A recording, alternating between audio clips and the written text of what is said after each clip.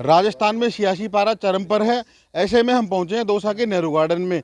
कुछ एक senior citizen हमारे साथ मौजूद है, उनसे जानते हैं कि किस मुद्दे पर वोट करेंगे और क्या सोच के वोट करेंगे। बताओ। देखिए सर, मुद्दा ये है, दोनों प्रत्याशी जो है मेंबर वो चार चार बार जीते हुए हैं, दोनों अच्छे खिलाड़ी रहे इसके। और राजनीतिक के मैं तो चाहता हूँ ये मैं खिलाड़ी रहा हूँ। दौसा में खेल का भी यहाँ प्रोत्साहन हुए। दौसा में देवनगरी खेला जाता है, देवनगरी से इसको फुटबॉल नगरी भी कहते हैं।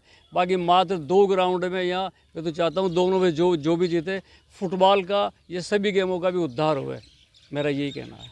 अच्छा, फुटबॉल की बात चलिए। दौसा को फुटबॉल की नगरी के नाम से भी जाना जाता है, क्या कहेंगे पहले तो ये बताओ। भाई फुटबॉल की नगरी रही है और यहाँ के जो मैदान है, जैसे रामकरण जोशी का मैदान है, उसमें आए दिन मेले वगैरह लगते रहते हैं। कलेक्टर साहब को भी हमने निवेदन किया, तो उसको क्या है, फुटबॉल को डेवलप करना चाहिए। जैसे भवानी क्लब में स्टेडियम डेवलप किया गया, ऐसे यहाँ भी स्टेडियम डेवलप होना चाहिए। लोकसभा में किसकी फुटबॉल चलेगी? लोकसभा में फुटबॉल, मेरी जहाँ तक मानना है, राष्ट्रवाद और विकास की फुटबॉल चलेगी। और क्या कि केवल मात्र दौसा का मुद्दा नहीं है, पूरे राष्ट्र का मुद्दा है, राष्ट्र के सम्मान का मुद्दा है, विकास का मुद्दा है, और इसकी फुटबॉल दौसा में चलेगी। और मैं ये मान के चलता हूँ ये फुटबॉल भी 400 से पार चलेगी। 400 से पार। अच्छा, इन्होंने कहा कि 400 से पार मतलब फुटबॉल चलेगी मोदी जी की। अच्छा, इनसे जानते हैं आप फुटबॉल कौन लेके जाएगा, कौन खिलाड़ी विनर होगा? देखो, इस समय जो देश की स्थिति है उसके हिसाब से विपक्ष गौण है। विपक्ष नाम की कोई चीज़ नहीं है, कि कोई ऐसे कोई नेता नहीं विपक्ष में। तो तीसरी बार ये निश्चित है, मोदी जी को प्रधानमंत्री बनने से कोई नहीं रोक सकता। जो उनकी योजनाएं हैं, ये कह सकते हो लोकल स्तर पे नहीं हो कि उच्च स्तर पर रोज़गार के ऊपर उनको काम थोड़ा और करना होगा। रोज़गार में उद्योगों को बढ़ावा देना होगा। सरकारी नौकरी हर आदमी को नहीं मिल सकती, लेकिन निजीकरण के तहत उद्योग, नए उद्योग लगे, नई डेवलपमेंट हो, तो उससे रोज़गारों को बढ़ोतरी मिले और देश का डेवलप हो। जब तक रोजगार शुदा होगा तो देश अपने आप आगे बढ़ेगा।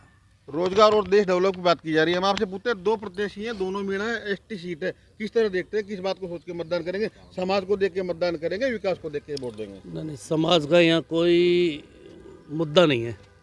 यहाँ पे तो विकास ही एक मुद्दा है। सब लोग चाहते हैं कि, सबको विश्वास भी है कि मोदी जी की सरकार तीसरी बार रिपीट हो रही है। तो हम भी ये चाहेंगे कि हमारा प्रतिनिधि दौसा से उसी दल का हो। नहीं, मोदी जी की सरकार के दल का हो या कुछ और भी, मतलब विकास चाहिए दौसा में? मोदी जी की सरकार का यदि सरकार में नुमाइंदा हमारा भी होगा तो दौसा में ऑटोमेटिक विकास होगा। अभी उन्होंने कहा कि हजारों लोग हमारे जयपुर जाते हैं कमाने, कोई नौकरी करने। मुद्दा मेट्रो का भी है। दौसा से यदि मेट्रो हो जाए तो कम समय में अच्छी सुविधा से है ना, हमारे भाई लोग जो जयपुर जाते हैं उनको सुविधा मिलेगी, और ये मोदी जी करने वाले हैं। बिल्कुल साहब, विकास की बात चली है, मेट्रो की बात चली है। बताओ, आपको अपने उम्र के हिसाब से किस तरह की सुविधाएं चाहिए, किस तरह की अब तक होनी चाहिए जो नहीं हो पाई? अब बड़े आदमी के लिए तो क्या है, पानी नहीं आ रहा दौसा में, पानी मिलना चाहिए, शुद्ध पानी। वो पानी की स्कीम चल रही है पहले से, जो अब चालू भी हो रही है, टंकियां भी बन रही हैं, पहले नहीं बन रही थी, अब थोड़ा हो रहा है विकास। अब बुजुर्ग आदमी के लिए तो क्या चाहिए, पेंशन मिलना चाहिए। किसी की पेंशन नहीं मिल रही, कहीं की बंद पड़ी हुई है। क्यों बंद पड़ी हुई है, कारण बताओ भाई। ऐसे ही बंद कर दी, क्यों कर दी? हाँ, क्यों कर दी? उनकी मिल रही थी तो बीच में बंद क्यों की, कारण बताओ। अब ऐसे पेंशन मिलनी चाहिए, ये है बड़ा आदमी के लिए, तो और क्या है। देखो, लोकसभा चुनाव की बात करें तो इसमें स्थानीय मुद्दों के बजाय राष्ट्रीय मुद्दे ज़्यादा काम करते हैं। और राष्ट्र स्तर की बात करें तो राष्ट्र स्तर पर मोदी जी बहुत बढ़िया काम कर रहे हैं। राष्ट्र स्तर पे देखें तो आज इंडिया हर चीज़ का मैन्युफैक्चरिंग हब बन गया है। जैसे मोबाइल लाइन से वो मोबाइल की बात करें तो पहले कोई समय में मोबाइल बाहर से आते थे। आज हर चीज़ की, हर कंपनी के मोबाइल्स की यहाँ पे यूनिट स्थापित हो गई, चाहे वो एप्पल हो, चाहे वो आईफोन हो, सैमसंग, वीवो, ओप्पो, सारी कंपनियों ने अपने यहाँ पे मैन्युफैक्चरिंग हब लगा ली है। तो मैन्युफैक्चरिंग के देखें तो मोदी जी उसमें बहुत बढ़िया काम कर रहे हैं। जो पैसा, इंडिया का पैसा था जो बाहर जा रहा था, वो यहीं पे पैसा काम आ रहा है, और इससे सब लोगों को रोज़गार भी मिल रहा है और देश की तरक्की भी हो रही है। वोट क्या सोच के करोगे, विकास को देखोगे और स्थानीय मुद्दों को देखोगे? देखो, स्थानीय मुद्दे की बात करें तो सबका एक ही मुद्दा है कि दौसा में पानी की बहुत ज़्यादा समस्या है। उस पर मोदी जी ऑलरेडी काम कर रहे हैं, और ये मोदी जी की जो स्कीम है ERCP, उस पर ऑलरेडी काम चालू हो गया है। और वो जब अगले 5 साल में ये भी समस्याएं हल हो जाएगी और दौसा में पानी की बहुत मात्रा में उपलब्धता हो जाएगी। इन्होंने पानी की बात की, इन्होंने बताया कि दौसा को जल्दी पानी मिल जाएगा। अच्छा, आप भाई सबसे बड़ी मुसीबत ये है कि दौसा की सबसे बड़ी मुसीबत पानी की प्रॉब्लम है। अभी मूल समस्या पानी की है। पानी 10-10 दिन देते, 8-8 दिन, 8 दिन 4-5 दिन से पहले आज तक पानी नहीं दिया, और देते हैं मन मर्जी से खोलते हैं, कहीं 10 मिनट आ रहा, कहीं आधा घंटा रहा, कहीं 1 घंटा रहा, मुंह देख के कॉलोनी में काम करते हैं। तो ये हर वार्ड में पानी बराबर रहना चाहिए। 1 घंटे एक वार्ड में खुला तो हर वार्ड में 1 घंटे खुलना चाहिए। किसी वार्ड में 15 मिनट पानी देते हैं, किसी वार्ड में 10 मिनट पानी देते हैं, किसी वार्ड में आधे घंटे पानी देते हैं। जब आप पानी दे रहे हैं तो हर वार्ड में 1 घंटे कम से कम हर वार्ड को एक नज़र से देखना चाहिए, ना कि किसी वार्ड में कितने, किसी वार्ड में कितने। सबसे बड़ी भाई भतीजावाद नहीं होना चाहिए। है जी, वैसे भैयावाद में यार रिश्तेदारी वाली बात नहीं होनी चाहिए। ये कहीं पानी कितने देते हैं, कहीं बराबर होना चाहिए ना। और एक हमारे दौसा में विकास होना चाहिए, सबसे बड़ी चीज़ तो विकास है। और कुछ हमारे दौसा में ट्रेनों की, जैसे दिल्ली के आना है, इसके लिए ट्रेनें बहुत कम है, थोड़ा सा ये बढ़ाई जाए। और देश का जो बेरोजगारी, देखो मैं आपसे पहले भी बोल चुका हूँ आपसे, देश की सबसे बड़ी चीज़ है बेरोजगारी। और जरा मोदी जी से खास तौर से हाथ जोड़ कर रिक्वेस्ट है कि मणिपुर पर जरूर बोल दें साहब, मणिपुर वालों को इंसाफ, बहन बेटी को इंसाफ मिल जाए तो हम उनके आभारी रहेंगे लाइफ टाइम। और ये गरीब बच्चे इंटरव्यू देते हैं, पढ़ रहे हैं, पढ़ाई कर रहे हैं, बेरोजगार फिर रहे हैं, उनकी रोजगारी के बारे में कुछ सोचना चाहिए, नहीं सोचना चाहिए। उन बेरोजगारी के बारे में सोचे, पर हम और इससे ज़्यादा क्या चाहेंगे।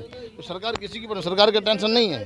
सरकार मोदी जी आओ, बार बार आओ, हमें कोई एतराज़ नहीं है। बस देश से नफरत खत्म होनी चाहिए। सबसे बड़ी चीज़ है नफरत, जो है ना, नफरत, जातिवाद की नफरत, नफरत का बीज। पहले क्या था हमारा देश, एक गुलाब था, सोने की चिड़िया कहला जाता सबसे पहले हिंदुस्तान। आज कौन सी चिड़िया करे, कर्जे में डूबे हुए आज हम, हमारा देश कर्जे में है। जब पहले सोने की चिड़िया, तब से 900 साल पहले देख लो, सोने की चिड़िया तय नहीं थी। और आज वही देश है ये जो पहले सोने की चिड़िया कहलाया था, आज वही देश है जो भूखा देश है, कर्जदार देश हो रहा है। बिल्कुल साहब, इन्होंने देश की बात की, राष्ट्रीय मुद्दों की बात की। अच्छा बाबू जी, आप बताओ, आप क्या करते हैं, आपका नाम बताओ पहले। मैं सारे शिक्षक था, रिटायरमेंट हूँ। और मैं ये कहना चाहता हूँ कि जो हमारे देश में बड़े बड़े नेता आते हैं, भाषणबाजी करते हैं, एक तो इनको एक दूसरे पे पक्षपात करना, एक दूसरे पे छिटाकशी करना बंद करना चाहिए।